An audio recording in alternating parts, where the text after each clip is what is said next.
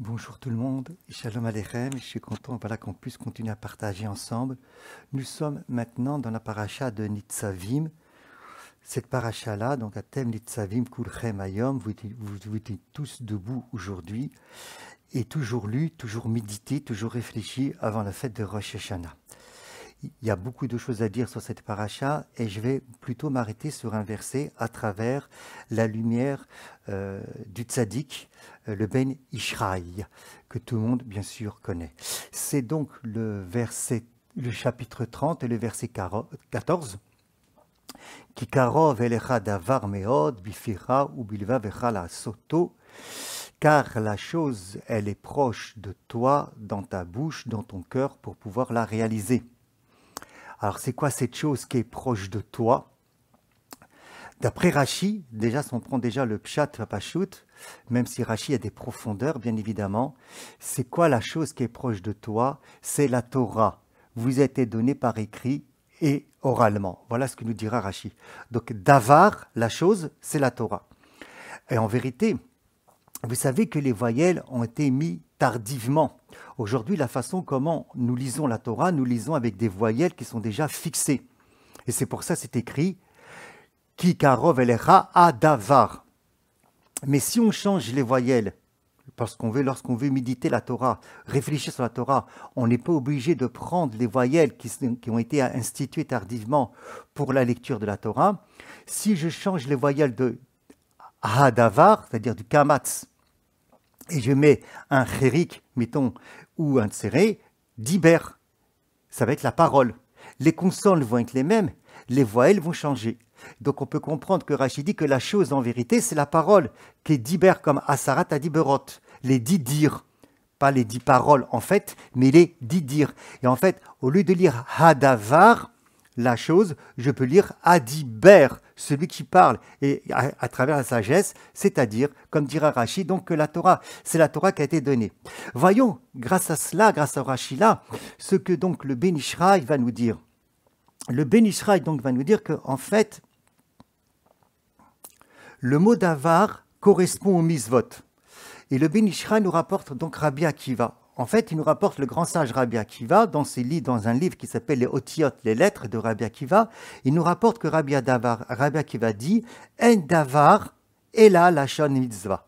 Que lorsqu'on dit davar, c'est le langage, ça nous ramène à la mitzvah. Alors, Rabbi Akiva rapporte une preuve en faisant le lien que le mot davar nous ramène à la mitzvah. Je mets ça de côté pour l'instant. Les mitzvot, c'est quoi? C'est 248 mitzvot positives, nous le savons, 305 mitzvot négatives. Très bien. Et ces 248 mitzvot positives et ces 305 mitzvot négatives correspondent aux 248 membres et aux 365 nerfs. Ça veut dire que chaque fois que nous faisons une mitzvah, nous apportons de la vitalité spirituelle, nous faisons qu'en vérité nos membres et nos nerfs deviennent toujours plus des réceptacles pour la présence divine. Et ça c'est extrêmement important. Mais on pose la question. Mais Kachim, on pose la question. Quelle question? C'est pas possible que l'homme puisse réaliser par lui-même, c'est-à-dire individuellement, tous les tariaq mitzvot. Et donc, ça voudrait dire, comme il s'est écrit dans le livre, Venim Sachou Chaser Mevarav, donc il va manquer quelque chose à son membre. Il y a un de ses membres qui ne va pas pouvoir être véritablement un réceptacle pour la présence divine. Comment Rabbi Akiva là-bas, il répond à la question, d'après le Ben Ishraï, il dit, Venishlam tariaq mitzvot. En vérité, comment est-ce qu'on va pouvoir accomplir les 613 mitzvot, même si c'est impossible de le faire pour un individu, à l'aider à Dibour, par la parole. Regardez déjà le sage de Rabbi Akiva, qu'aujourd'hui, ça s'est vulgarisé à travers des livres, à travers Internet, à travers plein de centres, même chez les non-juifs, la puissance de la parole, l'impact de la parole. Déjà, il y a un livre qui avait été écrit par le Chefetz Chaim, Tzadik Zechono Livracha, par rapport à Shmirat Halashon, de faire attention à son langage, parce qu'il expliquait bien que la parole peut détruire, c'est une puissance incroyable. Dans d'autres audios Bezrat Hashem, avec l'aide de Dieu, j'essaierai d'expliquer comment ça se fait, d'où vient la puissance de la parole. Là, pour l'instant, nous sommes dans des affirmations. Donc, il dit que le Ben Israël, Al-Yedi à Dibour, par la parole, on réalise comme ça les 613 mitzvot. Donc, même si je vais étudier un passage d'une mitzvah que je ne peux pas réaliser, le membre quand même, ou le nerf, va recevoir quand même sa vitalité. Et il dit donc la même chose, que des Koré Baem, Nirshav Kelu Kiyam, celui qui lit, c'est comme si qu'il avait réalisé. Et Gambe Marshava, mais aussi par la pensée, nous dira donc le Ben Ishraï.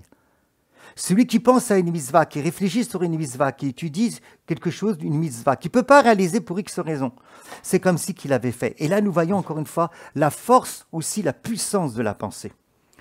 J'essaierai d'expliquer, Bezrat Hashem, dans d'autres audios, pourquoi on nous parle des pensées positives. Comment ça se fait que la pensée elle a un impact sur nos émotions, sur nos caractères, sur notre perception, sur notre corps, la façon comment on pense aussi. Mais une des choses déjà qu'on peut dire, c'est qu'est-ce que la pensée? La pensée est un langage intérieur, parce que la pensée, elle est faite de lettres. Les lettres, c'est des mots. Et les lettres et les mots vont révéler quoi? Une idée. Les lettres et les mots vont révéler des émotions. Donc la pensée comme la parole me permet de me mettre en présence ou de révéler pour moi la présence du Créateur, la présence d'Akadosh Baruch Hu. Et c'est pour ça d'ailleurs que le mot marshava, qui veut dire penser, marshava, on peut retrouver les mêmes lettres que le mot chashuv, l'importance. Et c'est pour ça que dans un autre endroit aussi, c'est écrit marshava tova, Akadosh Baruch Hu mistarfam lemaase. Une bonne pensée, Dieu l'associe à un acte. Mais quel est le lien entre l'affirmation et essayer de comprendre, d'analyser, de comprendre, d'imprégner beaucoup plus intérieurement comment on passe de l'un et comment on passe à l'autre.